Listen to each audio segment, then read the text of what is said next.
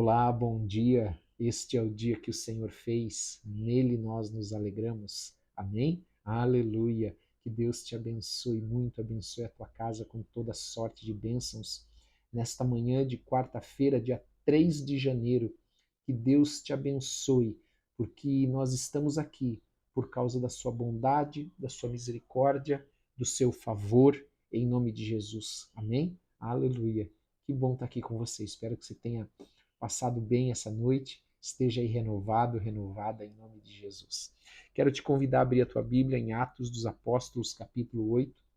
Enquanto você encontra, nós vamos orar como sempre nós fazemos. Pai, em nome de Jesus, nós queremos te agradecer por esta palavra.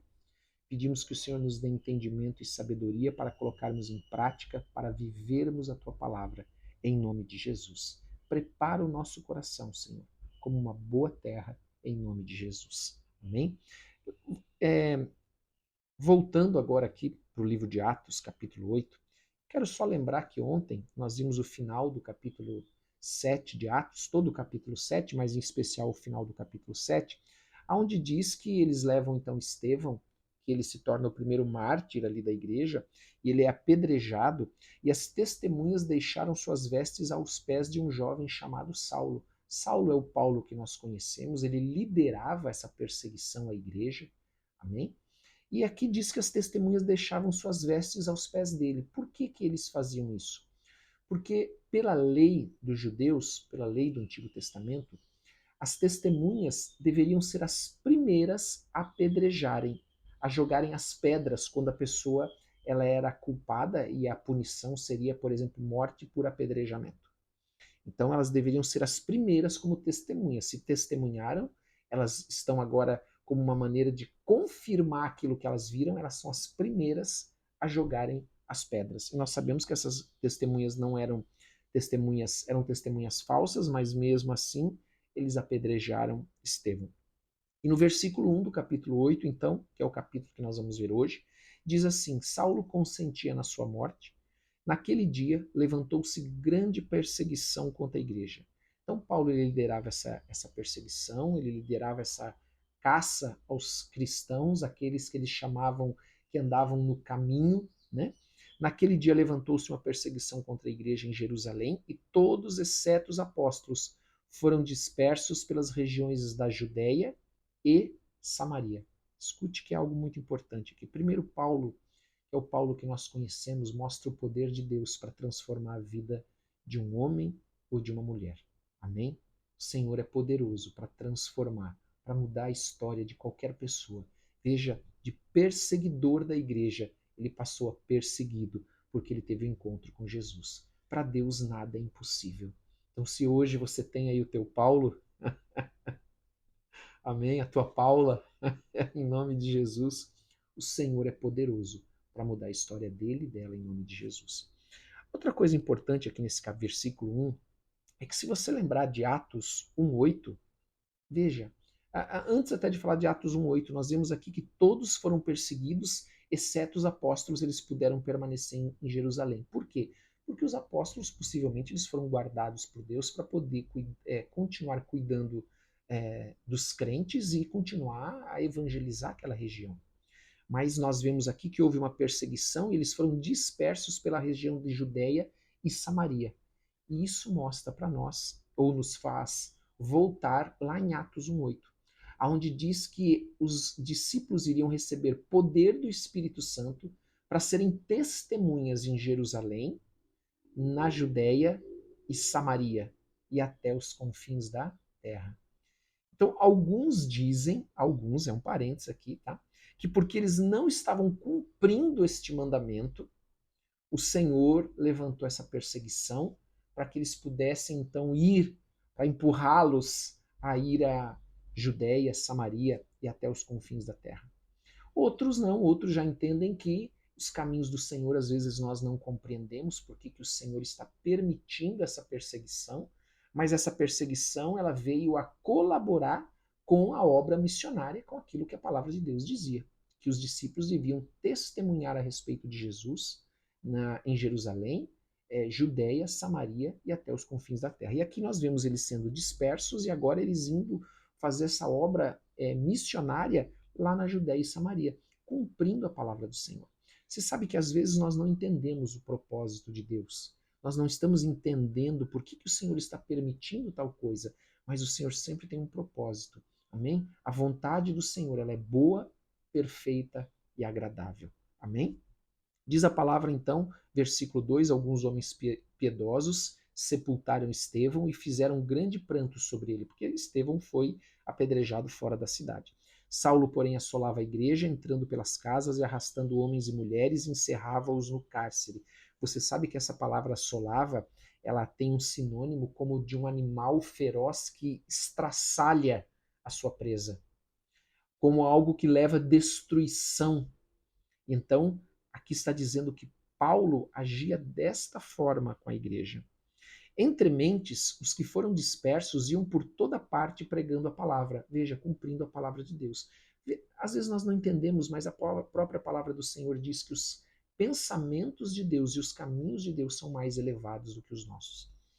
Filipe, descendo a cidade de Samaria, anunciava-lhes a Cristo. Então veja, Filipe aqui já se mostra como o primeiro missionário, ou melhor, primeiro missionário evangelista levando a palavra lá em Samaria. Samaria era aquele lugar que era o reino do norte, quando Israel se dividiu em reino do sul e reino do norte. Samaria era sua capital. Samaria ela foi conquistada pela Síria, e os samaritanos eram uma mistura de judeus com gentios. Lá em 720 e tanto antes de Cristo já aconteceu esse domínio assírio, que trouxe gentios de várias regiões. Então aquela região ali virou uma região onde havia uma mistura, onde os judeus e os gentios se misturaram.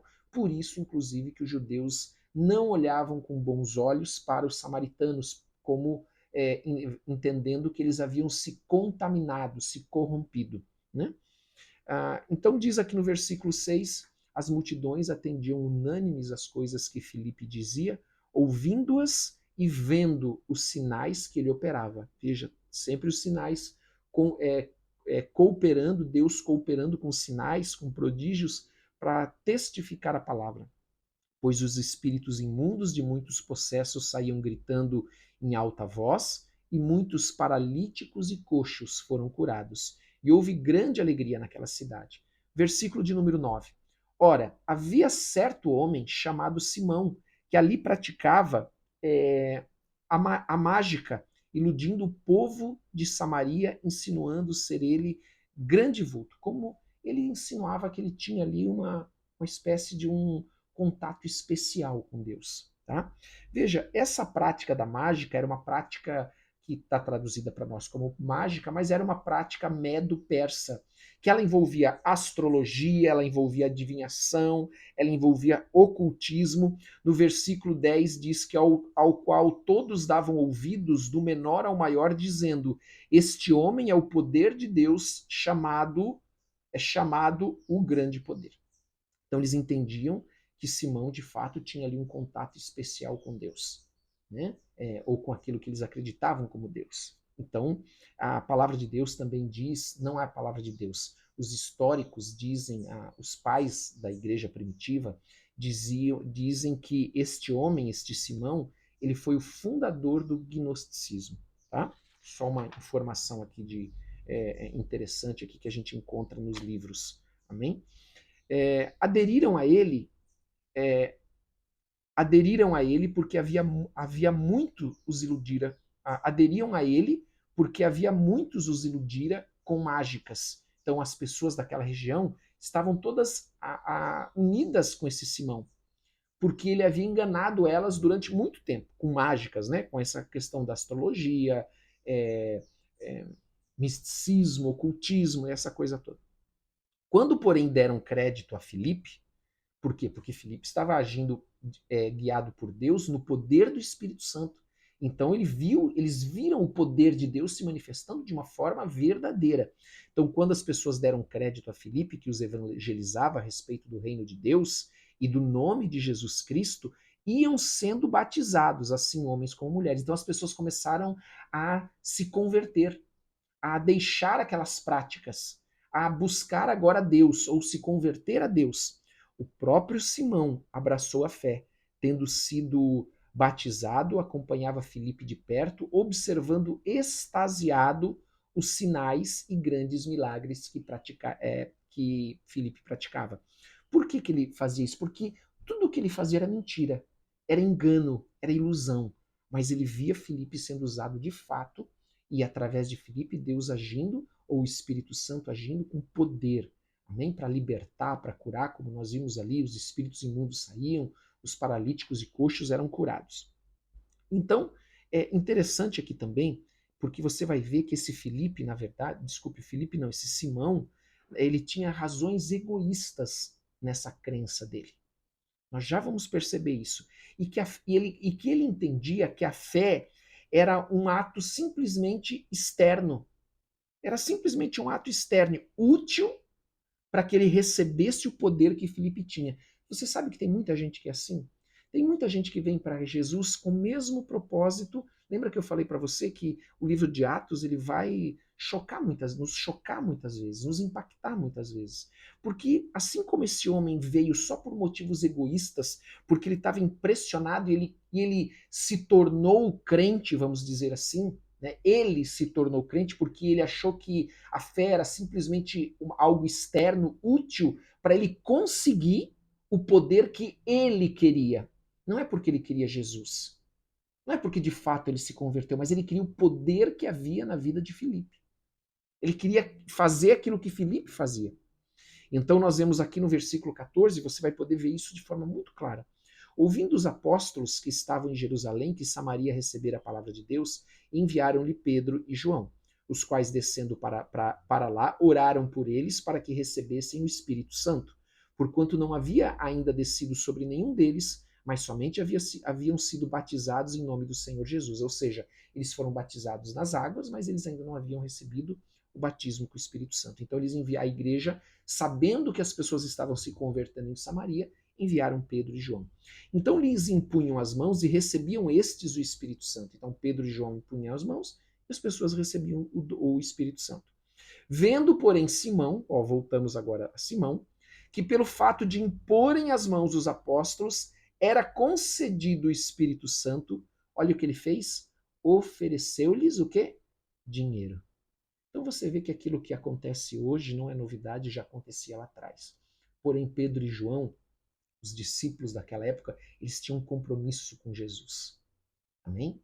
O compromisso deles era com Deus, era com a verdade, era com a palavra. Então, Simão propôs para os apóstolos: concedei-me também a mim este poder, para que sobre aquele a quem eu impuser as mãos, receba o Espírito Santo. Então ele ofereceu dinheiro para conseguir o Espírito Santo. Você vê como a motivação dele era uma motivação egoísta, como eu falei, como ele entendia a fé como algo externo, simplesmente como algo útil para ele conseguir aquilo que ele quer, não porque ele precisa da salvação, porque ele se arrepende dos pecados, porque ele se converteu a Jesus. E então Pedro, porém, lhe respondeu: teu dinheiro seja contigo para perdição, pois julgaste adquirir por meio dele o dom de Deus. Olha que sério isso. Olha aqui o que Pedro, amém? Pedro poderia ter dito: não, me dá aqui dinheiro que eu vou impor as mãos para te dar essa unção, esse poder, vou orar por você, me dá dinheiro, mas ele não fez isso. Amém? Quantos hoje fazem isso? Quantos hoje pagam para receber oração? Ou cobram para orarem? Não tens parte nem sorte nesse ministério, porque o teu coração não é reto diante de Deus. Então quem faz isso não tem parte, não tem lugar no reino de Deus, nesse ministério. Amém? Tudo que a pessoa faz é movida pelo seu egoísmo, quando não por espíritos malignos que estão atrás dela, que estão agindo por meio dela também. E ele continua e diz ainda: arrepende-te, pois, da tua maldade, e roga ao Senhor, talvez te seja perdoado o intento do coração. Amados, eu falei sobre isso lá quando nós falamos de Ananias e Safira, era o mesmo problema, dinheiro. E eu falei sobre isso quando vem o avivamento, como as pessoas pedem, como as pessoas querem, e Deus de fato ele está agindo ali naquela igreja que diz que tem avivamento, não brinque, não brinque com Deus. Então respondeu, porém, Simão: rogo-vos, pois, versículo 23, Talvez seja perdoado o intento do seu coração, final do versículo 4, 22. 23, pois vejo que estáis em fel de amargura e laço de iniquidade. Olha o que estava no coração dele. E ele queria pagar para receber o dom, pagar para poder orar como eles faziam, para poder fazer como eles faziam. E o que essa pessoa iria fazer? O que ia acontecer com as pessoas sobre quem ele impusesse as mãos? Iriam receber, estar debaixo desse mesmo fel de amargura e laço de iniquidade. Eu não vou continuar porque já está com 15 minutos aqui, vou só ler mais 2 versículos. Respondendo, porém, Simão lhe pediu: rogai vós por mim ao Senhor, para que nada do que disseste sobrevenha a mim. Eles, porém, havendo testificado e falado a palavra do Senhor, voltaram para Jerusalém e evangelizavam muitas aldeias dos samaritanos. Veja, eles falaram a palavra do Senhor, não a palavra deles. Amém? Não o que eles queriam falar. Vamos orar? Nós já estamos com 15 minutos, 16 minutos vai agora. Vamos orar. Mas essa palavra, como eu disse, é uma palavra muito forte. O livro de Atos nos faz refletir e pensar sobre que tipo de cristianismo nós estamos vivendo. Em que tipo de cristianismo nós estamos envolvidos. Em nome de Jesus. Amém? Glória a Deus. Que Deus te abençoe. Nunca esqueça. O Senhor te chamou para ser uma bênção. Por isso que eu digo para você, você é uma bênção. A ninguém mais olhamos segundo a carne. Em nome de Jesus, como diz Paulo. Amém? Vamos orar. Pai, em nome de Jesus, nós queremos te agradecer por esta manhã. Pedimos que o Senhor nos dê sabedoria e entendimento da tua palavra, compreensão da tua palavra. Em nome de Jesus. Nós te damos toda a honra e toda a glória por esse dia que está começando. Pedimos perdão pelos nossos pecados. Em nome de Jesus. E nós pedimos a tua bênção. Venha abençoar cada um de nós, venha abençoar as nossas famílias, venha abençoar, Senhor, cada um que está aqui hoje, cada um que vai acompanhar mais tarde. Senhor, em nome de Jesus, vem limpar o nosso coração, vem nos lavar, vem tirar toda a iniquidade, todo o fel de amargura, Senhor. Em nome de Jesus, nós queremos nos derramar na tua presença, entregar o nosso coração. Nós queremos viver para ti, em nome de Jesus. Nós queremos agradar o Senhor. Por isso, abençoa as famílias também que estão aqui, Senhor, as famílias que representadas, abençoa com toda sorte de bênçãos, abençoa com paz, com saúde, com proteção, em nome de Jesus. Dá-nos sabedoria e discernimento, abre os nossos olhos para não sermos enganados, em nome de Jesus. Abençoa-nos, Senhor, nesta manhã. Abençoa esse dia que está começando. Abençoa toda a obra das mãos do teu povo para que prospere. Em nome de Jesus. E que cada um aqui possa, nesse dia, receber a paz do Senhor que excede todo entendimento. Porque a palavra do Senhor diz: vinde a mim, vós que estáis cansados e sobrecarregados, e eu vos aliviarei. Em nome de Jesus. Amém? Nós vamos até o Senhor para que Ele venha trazer alívio, venha trazer paz, descanso para a nossa alma. Em nome de Jesus. Amém?